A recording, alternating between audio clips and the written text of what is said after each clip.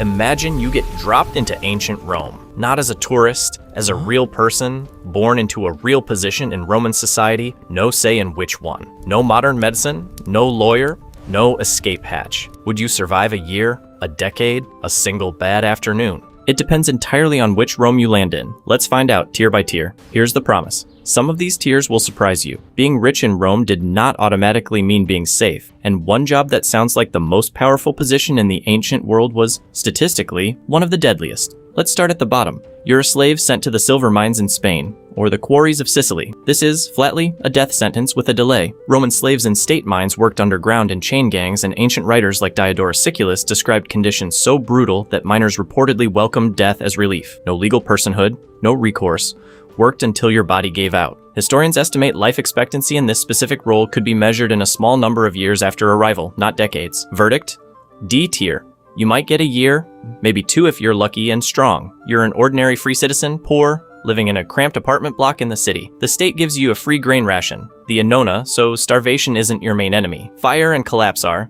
Insulae were built cheaply and fast, and the historian Tacitus records entire blocks burning or crumbling with residents still inside. You've got cleanish water from the aqueducts, but the sewage runs right past your building, and disease outbreaks hit crowded districts hardest first. Verdict.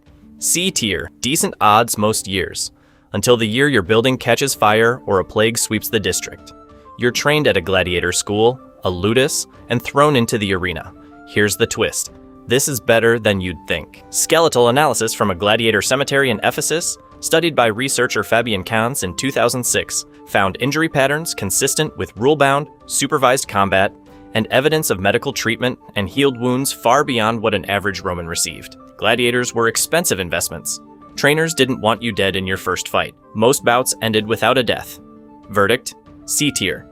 Your first year is the dangerous part. Survive that, and you're statistically safer than most poor Romans walking the streets. You're a soldier in the legions, well-fed, well-equipped, part of the most organized fighting force in the ancient world. Most of the time, that organization keeps you alive, but entire legions could vanish in an afternoon. In 9 AD, 3 full legions under Publius Quinctilius Varus were ambushed and annihilated in the Teutoburg forest. Somewhere between 15 and 20,000 men, gone. If you land in the wrong campaign year, none of your training matters. Verdict: B tier. Good odds on average, catastrophic odds on a bad day. You're a peasant farmer, which is what most Romans actually were.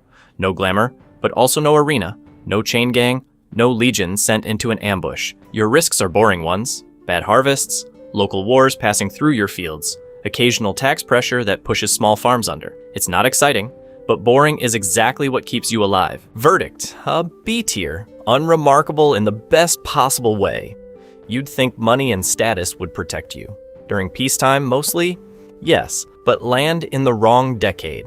Sulla's prescriptions in 82 BC, or the triumviral prescriptions a half-century later, and your wealth makes you a target, not a shield. Cicero, one of the most famous men in Rome, was hunted down and killed in 43 BC, specifically because he was rich and politically inconvenient.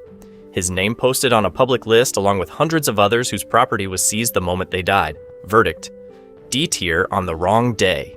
Your money buys the assassin's motive. You're one of 6 women who tend Rome's sacred fire.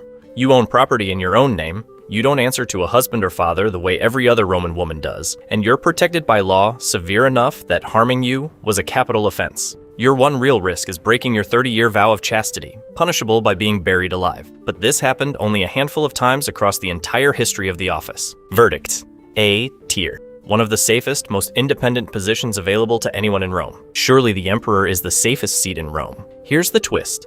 Roughly half of all Roman emperors died by assassination, execution, or forced suicide rather than natural causes. Caligula, stabbed by his own guard. Commodus, strangled in his bath. The position with the most power in the ancient world came with a coin flip's odds of a violent death. Verdict: technically S tier for comfort.